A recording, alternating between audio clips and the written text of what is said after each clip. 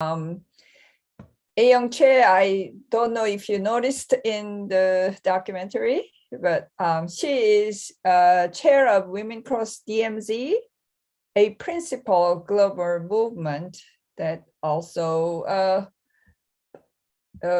planned and executed this crossing event. That organization is led by women whose mission is to end the ongoing Korean War. Born in today's North Korea before its division with the South in 1945, she grew up in China, Taiwan, and Japan, all places involved in the geopolitical race for hegemony in East Asia. A lifelong advocate for social justice and peace, in the 1980s, she co-founded and led the Coalition for Korean American Voters, and in the 1990s, had the Black and Korean Mediation Project in New York City. She's also Chair Emerita of the Korean American Family Service Center and past board member of Asian Americans for Equality, New York Women's Foundation, and Union Theological Seminary. Currently, she serves on the boards of both Jezebel Films and Asian Women's Giving Circle, and advises the International Coalition Against Trafficking in Women and Jogaesa Buddhist Temple. She has received numerous awards that I will not list here for outstanding leadership, and is a dedicated mentor to many others, including myself. So without further ado, welcome Ayoung. And you can post the chat box, your questions or comments in the chat box, or you can directly just raise a hand and ask her questions. Ayoung, do you want to say a few words? Yes. Well, first of all, I'm so grateful that so many of you were able to join us tonight. This film is something that we have something called the Impact Campaign, the film's Impact Campaign, and our goal is to show the film 100 times between now and the end of next year. We have already reached somewhere in the 20s or 20 some films. Most of them have been at film festivals. And so at this point, we are not really eager to show it publicly because then it bars us from entering film festivals, which is something we want to be able to do. They don't like it when we have already put it out into the public arena. So I'm so glad that you are here. There is a lot of misunderstanding or sometimes no information available to a lot of people about why we are in the state that we are today, state of affairs. How did we get here, and what's being done about it, and how are we doing, how we are doing. So, so this film took a long time to come together. As you can remember, the walk that we made was in 2015, and today we're in 2022. So it took a long time to get the film together, but it was really a brilliant stroke of genius on Christine Ann's part to include a film team within the 35 women peace activists. So we had Deanne Borchet-Lim, who is an award-winning filmmaker, and JT Takagi, who was our sound person. Of course, you don't see them in the film, but they were in our lives during that trip. They were everywhere, just at the right moment, at the right angle, and just pretty much stealth. And we're very grateful that they were able to do that. So that's the way that this film was able to be made. Actually, I would not be able to read your questions on chat. So maybe Seung-hee, you could. I'll read some of the questions or comments Right. Okay. I think a couple of comments were already answered by your comment. Gary Southern from New Jersey. Can I suggest that while war is an abomination and must be opposed, the underlying deception is the belief that our security is assured by the ability to destroy. Would you care to comment on it a little? Oh my goodness, that is a big question. It's a good one. The more and more the word security and defense is being used in small countries, large countries, but ultimately it's preparing for war.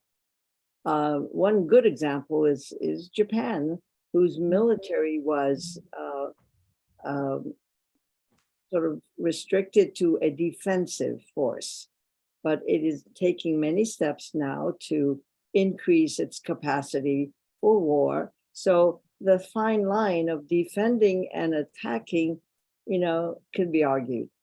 So I definitely urge you to think about what true security would mean for us. What we need is human security, and there are all kinds of other places where we can spend our resources. There's hunger security, food security, housing security, health security, and we are just building up our military might for a different kind of so-called security, which is really no security at all for anyone. I hope that answers your question. One of the things I want to say is that we all have different kinds of passions and get involved in all kinds of causes and purposes and organizations with great missions. For me personally, this is all about peace, but I do come from it from a very personal point of view because, as you might have heard from when Sung-hee introduced me, it's just really weird for me to realize where we are today. I was born in North Korea, today's North Korea. Back then there was no division. And then I came down to the South, and then we moved to China, mainland China. And I grew up in China, and then in Taiwan, and then in Japan before I came to the US to go to college. These are the very places where the competition for hegemony in the Far East, the geopolitical competition is just intensifying at such a rapid speed. So my commitment to this effort to at least bring peace to the Korean Peninsula after 70 years of war is something that will continue until we reach peace. Okay, in the meantime, we have a lot of questions and comments on the chat box. I'll go over them in order that they were posted. Paul Shannon's question: wonderful and inspiring film. Given the new crisis, how do you see the way forward toward reunification? Is it still possible? What steps must we take now? For the sake of time, I will read a couple more. If the two Koreas came together, would the South absorb the North like what happened in Germany with the East being taken over by the West? And then that was from Michael Hoey and Martha Hennessy. What is the third way that is not capitalism nor communism for Korea to show us? Okay, I'll give you a chance to respond, Ayo. Okay, I heard a lot of different questions involved in other than the way the questions were stated. It boils down to the word unification or reunification, which is a key word in many Korea peace movement, their missions, specifically for women across DMZ. We do not see the reunification of North and South Korea as our objective. The objective that we are seeking is a state where there is no border, where the two countries can coexist, where the DMZ is abolished, travel can happen.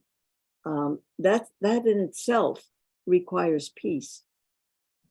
And once we are able to achieve a peace treaty that will mandate peace or state peace, we then have to work towards reconciliation, which also can be a very, very long journey. It is not necessarily a straight linear concept.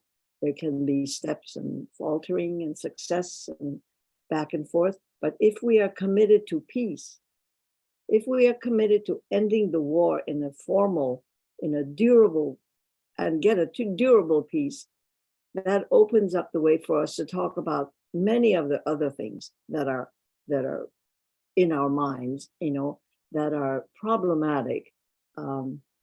There are myriad issues that can be resolved once we are able to sit across from each other. But how can you tell them that you want to talk? Excuse me? I didn't understand that. How can we tell them? Who asked that question? I heard the first three words, but not the end. I couldn't either. Okay, let's move on. While that's we wait for that question. Another comment that posted, Amanda B. The humanization of the North Korean people is so crucial in altering the approach to creating a peaceful resolution. I want to focus on the microcosmic aspects of unification. Can you tell us something that you learned about North Korean culture? Any particular foods or dances are the cultural practices that unite North and South Korea that you can, are there any practices that you can share? Yes, that also leads to a very important aspect of our work. In 2017, under former President Trump, there was a ban placed on all US citizens traveling to North Korea. So at this point, there is no way to communicate with North Koreans. One of the things that we agree with you, who's asking this question, is we need to be able to talk to each other. We need to be able to look at each other and be able to have discussions and meetings and exchanges, cultural, athletic, music, any kind of exchanges, scholarly exchanges, scientific exchanges, humanitarian aid flowing in. But there is right now a blockade on all travel from the from the US side. But in reality, North Korea is not welcoming visitors at this time because of their strong, very strict COVID policy. But hoping that should be relieved somewhat in the near future, we want to be able to have the US see engagement of the citizens as a critical element of reaching peace. Our main audience for the work we are trying to do is the people in the US, the people such as yourselves, whom we welcome as friends and allies in this peace effort, and then the representatives of the people who are the folks up in Congress, So we do have a very active advocacy program, which has been instrumental in moving forward a few House resolutions in Congress that are aimed at bringing Korea peace. Ayoung, so I think the focus of the question that also resonates with another question that just came in is the cultural commonality between South and North Korea. And I might be able to talk a little bit about that. Another question that came is it true that if North Korean kids are observed using South Korean slang or singing their songs, they can be punished by the officials in the North?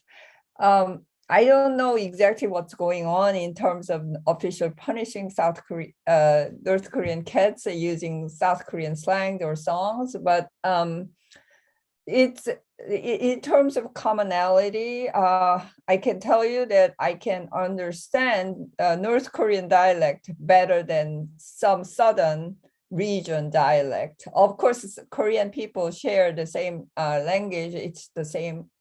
You can communicate very easily with one another. So the language is a big factor, as well as the food and other cultural practices.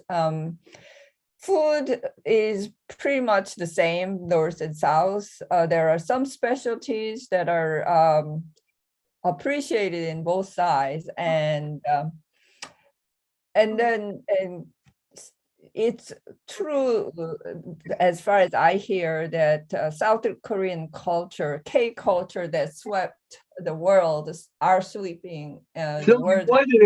Why did they put me now on something that says mute and not, I can't get back on unmute? There's something strange about that. Oh, sorry about that. Maybe you can figure out how. Cole, could you figure that out? So its name's Sylvie Bitterman, but it sounds like a man's voice. Ah, yes. He is Sylvie. not muted right now. Yeah, you Yes. can't mute. You're not muted. But Yes. to go back on the issue of Yes. common culture. May I speak now? Yes, one I'm second. One second. hello? Oh, hold on a minute, please. One second, Mr. The thing about the common culture is that, and the civilization that is the Korean civilization goes back 5,000 years, while we were being assailed by China coming through Korea to get at Japan, and Japan going through Korea to get at China. Despite years and years of turmoil, I would say, we share, North and South Korea share a common history. And there is even, there are millions of people from Korea who are in the diaspora, but there is still such a strong attachment to our culture. And I myself I have never lived in Korea, but I cannot see this unrest in my ancestral land. And so there is a deep attachment to Korea from history and from today's life, even though we are scattered around the world. So there is a very, the identity of being Korean. A few more questions. John Lawrence, can you tell us about the politics of peace and war in South Korea? Recently, a right-wing president was elected in South Korea. How does that affect the peace process? Very important question. And can cultural practices be used from Amanda B, used as a mechanism of connection and potential peaceful organization? Amanda says, I'm a teacher of world languages, and culture is used to unify my students to our study of language. They are the most fascinated by when they learn about cultural practices. The previous question was, the right-wing president's yes, effect right. of, yeah. So from the time of our crossing in 2015 to today, there have been 3 presidents in South Korea. Excuse me. At the time that we were working to get the okay to go from North Korea to South Korea, the president in power was Park Geun-hye, a woman president who you might recall was booted out of office as a result of the candlelight revolution. Do some of you have some memory of that? In her, when she left, the incoming president was a progressive president, President Moon Jae-in, and he was very pro-engagement with North Korea, and much progress was made between North Korea. The inter-Korean dialogue was on its way.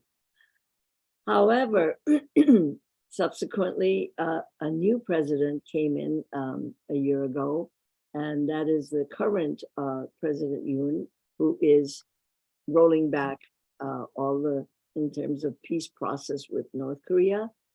He's a very conservative president, and there is a new fear in South Korea that not only is he not in line with the way that we would like discussions to proceed, but the national security law in South Korea is a law that has been used to scare many people.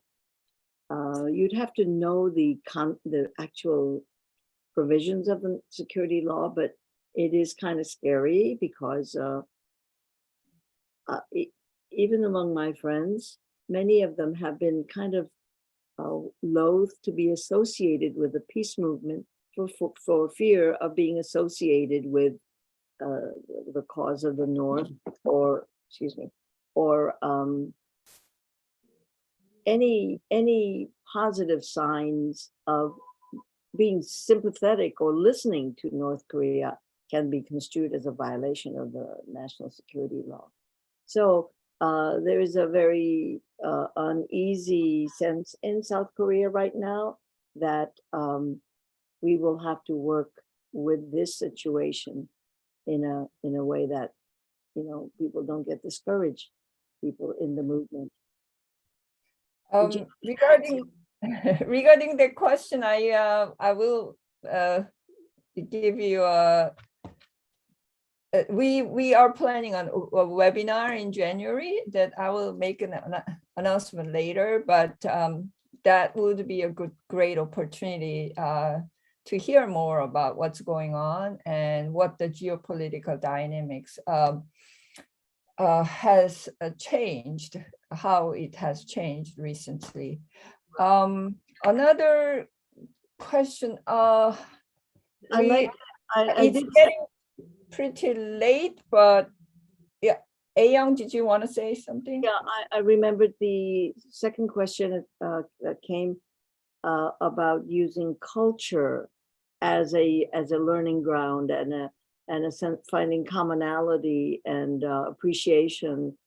That is very important, and it is unfortunate that many of the cultural and academic and scientific exchanges that were able to take place even in the recent past are not happening at the moment, unfortunately. But it is a great way to find the humanity in each other. And actually, my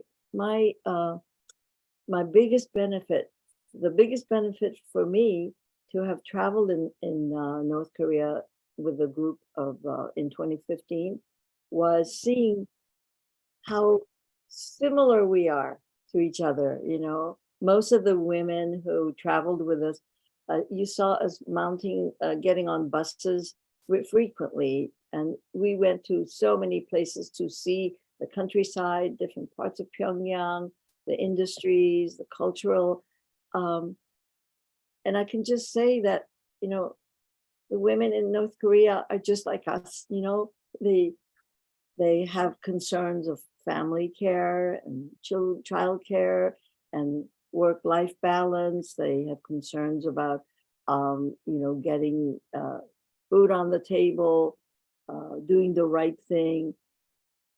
And one of the other things that I remember being impressed by North Korea and then learning the tragic reasons for it is that everything that we laid eyes on in North Korea was brand new.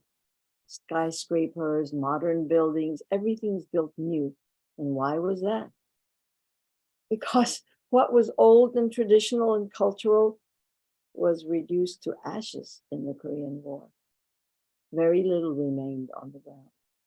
South Korea fared a little better during the Korean War in that regard, but the North was reduced to nothing. So they had to build from zero up. Okay, in the interest of time, I will read the 3 more questions and then we'll try to wrap up afterward. One question is from Kathy Hoffman. Has there been any fallout to any of the participants? The global nature of the delegation was beautiful.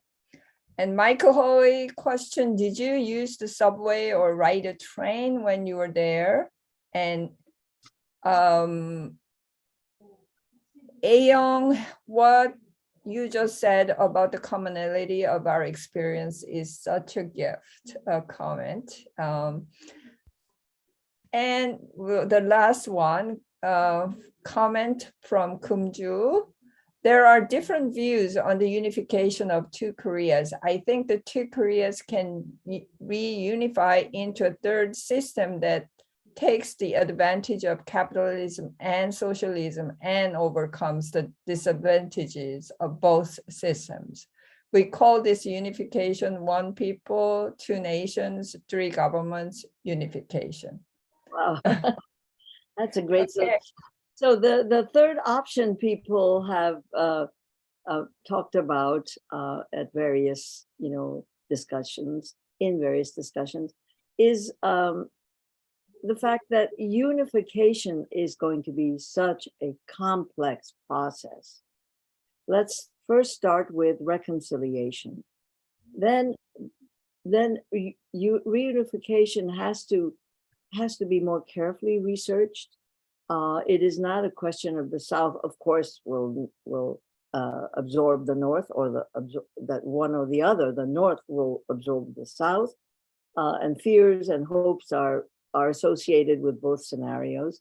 But what we can see, it could be, we could have a neutrality.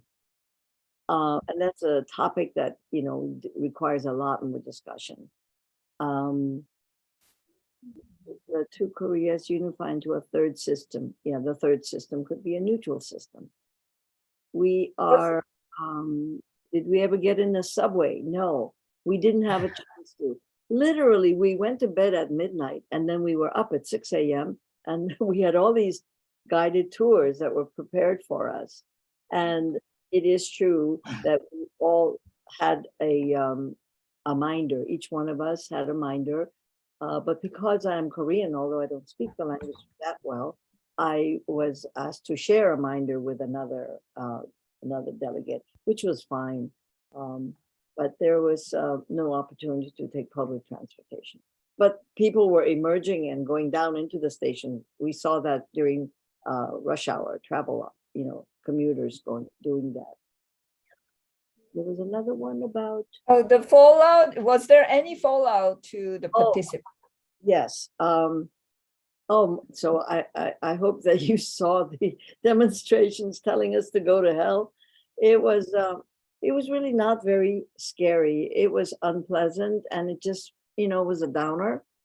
But it was not very frightening, because the mayor of Seoul and the officials in that area had called out, I think there were about 1,000 policemen just to maintain peace and to keep everyone safe. So there was never any direct confrontation with us, and we were, guided away from them. However, in the past 7 years, there have been some very nasty things said, mostly about the fact that and they're not factual. They're fabricated statements.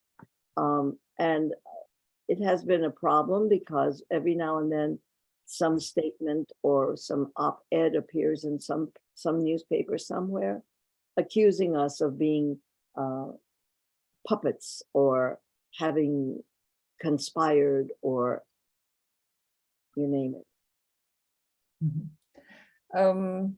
Any of you banned from traveling to South Korea? To South Korea? No. Okay. So it's There been is already. a campaign we're working on. There's several. As you can see, the film has so much in it, both historical and current. And I would love to have a longer discussion with anyone if you want to. But we are working on a few initiatives. One is called the LIFT campaign, LIFT. It's to let individuals freely travel to North Korea. We want the State Department to be aware of how much we want this, because of the ban on travel, no humanitarian aid, no cultural, educational, scientific exchanges, no simple visiting. People who want to just see the country, meet the people, have a cup of tea, just be normalized have normalized relationships. So the LIFT campaign is one that we're working on. Another one is to call attention to what the North calls the hostile policy, which is the hostile policy of the United States to North Korea, which centers mostly around the the insistence on denuclearization is one thing, but the war drills, or people sometimes call it military exercises. Every year, hundreds of thousands of troops are mobilized in South Korea, US troops and South Korean troops, with weapons of all kinds, rehearsing war against North Korea, and with terms such as decapitation and all kinds of things like that. These military drills, they harm the South Korean people because it rakes up the land as they do the drill and creates incredible noises, but it is a rehearsal, and that threatens anyone's security. So we're working on trying to mitigate that a little bit. And then sanctions, the Singapore, the Hanoi summit ended not because the US, because the North required total removal of all sanctions.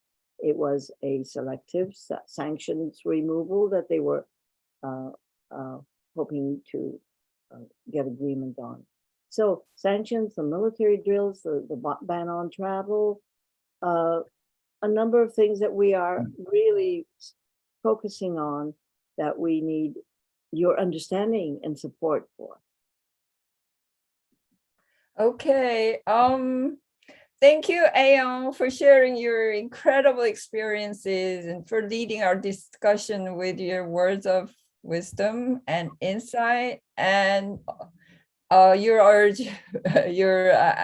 actions really set an example for us all. And thank you everyone for your lively questions and comments. Before we end this event, I'd like to invite you all to add your signatures to petitions by the Korea Peace Now Network. I posted it for the co-sponsorship of 3 important legislative actions in the United States Congress.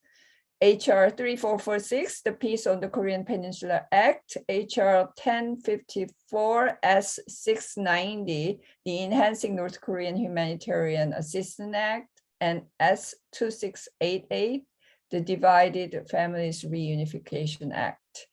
I have already cut and pasted the link, so please go to the site and do it again. We are doing this periodically. So we are also planning a Prospects for Peace in Korea webinar on January 16th at 7 p.m. with Professor Jae-jung Seo, an expert on U.S.-Korea relations, U.S. policy toward Asia, international relations with East Asia, international security, and IR theory, who is currently doing research on regional orders in East Asia, human security, and North Korea.